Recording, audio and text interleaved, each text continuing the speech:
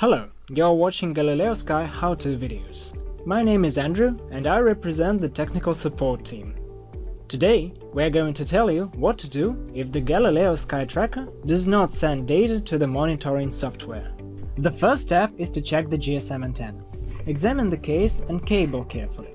Make sure that the antenna and connectors are securely connected. Sometimes, to solve the problem, it's enough to replace the antenna with a working one. If you carefully inspected the antenna and didn't find any deviations, move on to checking the supply voltage of the tracker and the antenna. You can easily do this by connecting the tracker to the computer and starting our service program configurator. The external power supply must be at least 12 volt. The power supply unit must maintain a current strength of at least 1 ampere. The battery voltage of the tracker 3400 mV as minimum. Is the power supply sufficient? Let's check the server connection. Click the Troubleshooting tab. Enable GSM gprs unit, data transmission and data transmission detailed.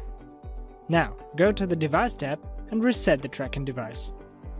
Once it is loaded in the configurator, immediately check the troubleshooting messages. If data is not displayed, you need to check the SIM card. First, make sure that the SIM card contacts and the SIM slot are clean. The SIM card is inserted correctly. What's wrong then? Let's investigate the malfunction further on. It is important to make sure that the device has recognized the SIM card. The message that you see on the screen means that the tracker has detected a SIM card. Let's continue analyzing troubleshooting messages. This status indicates that the SIM card is registered by the mobile operator. If you do not see this information, the SIM card may be locked and need to be replaced.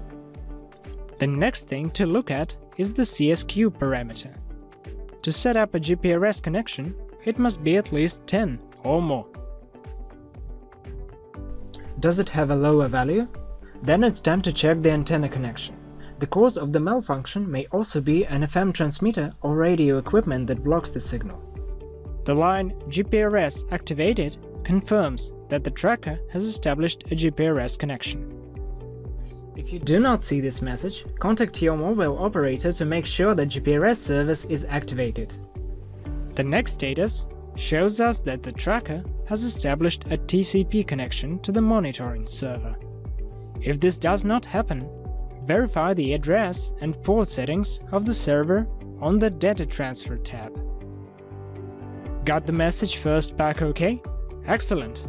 The monitoring server has received the first pack from the device and is ready to continue working. Connection to the network is OK, but the data is still not transmitted?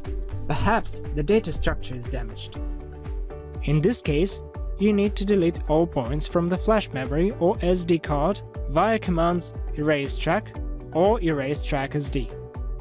Be very careful, these commands delete all points from the tracker memory. If you see the message first pack and OK, you need to check the settings of the monitoring software and configurator. Make sure that the email or the tracking device number on the monitoring server are correct. Have a look at the first data pack in the Protocol tab. It must have the email or the tracker number in it. The monitoring software should have the same transmission protocol as in the configurator settings. And finally, check whether the data encryption key matches the monitoring software and the configurator. If, after all actions, the data is still not transmitted to the server, then please contact Galileosky technical support for more detailed consulting and troubleshooting. That is all for today. Subscribe to our channel so that useful information is always at hand.